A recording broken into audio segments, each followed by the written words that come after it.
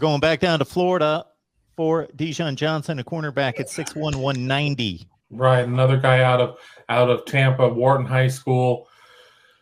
Somebody that kind of, really emerged on the scene for Ohio State like last second, at least in terms of the people that watch it. I mean, obviously the coaching staff was very aware of him.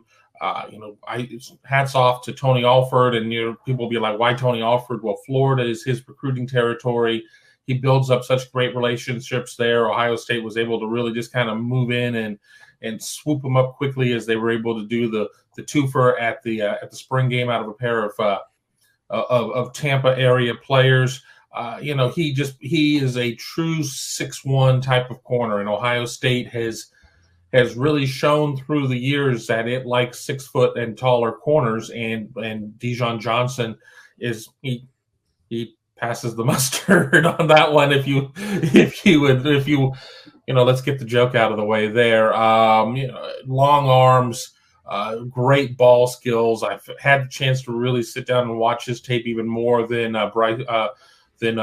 Bryson Rogers. I mean, he can lay the lumber. I mean, he's not some tentative corner out there that's just going to out technique you, but doesn't really want to sit there and drop down and hit you. He'll hit you. He seems to have really good instincts, jumps a lot of routes. I really like this commitment. And one thing I'll add too, everybody gets a little hinky about Florida commitments. Does this mean that they're going to stick, or are they just leading?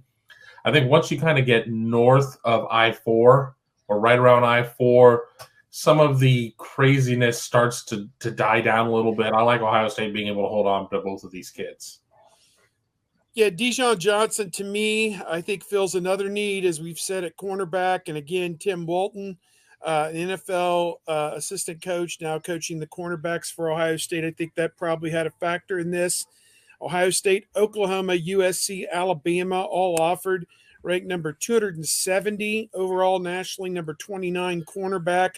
So he is in line with some of the prospects that have been signed here in recent years by Urban Meyer and Ryan Day. Obviously, the guys in the top 100 and the top 50 and the top 25 command all the headlines, but this is a good guy for them to, quote, fill out their class and also get their positions of need covered. So I really like this pickup and everything I've heard about it. And again, this is a guy on our board here had 36 scholarship offers. So there's a lot of schools who liked him, even if maybe the recruiting analysts hadn't caught on just yet. So again, I think this is a product of COVID as well. There just wasn't a lot of FaceTime and interaction for a lot of people to see these guys in person the last couple of years. And now obviously that's changing a little bit. So I guess we'll just have to wait and see how it all shakes out by the time this class is signed in December. They're going to need more than just Dijon Johnson and at cornerback. Obviously they'll take more because next year they're only going to have 5 returning scholarship corners because both corners they took in 2020 have already transferred out. The one corner that they wanted in 2019 never happened. So like there's 2 years there where there'll be no cornerbacks next year. The 4th year and 5th year guys won't be there next year. So it's all going to be 3rd year guys and under. And fortunately, looks like they grabbed 3 good ones last year in Denzel Berg, Jordan Hancock, and Ja'Kalen Johnson.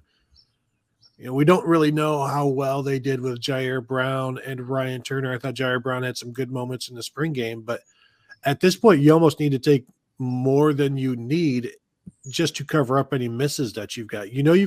I think they feel like they've got 3 hits in that 2021 class, but there's still a long way to go to prove that they've got what they want in that 2021 and the numbers that they need to build up, because you can grab as many corners as you want, because if they don't work out at corner, you can put them at safety. And this is a defense that plays 3 safeties in their base defense. So, you're going to overload in the secondary right now because they are missing some numbers at safety and they're missing some numbers at corner. So it could be a big, large secondary class in the 2023 cycle.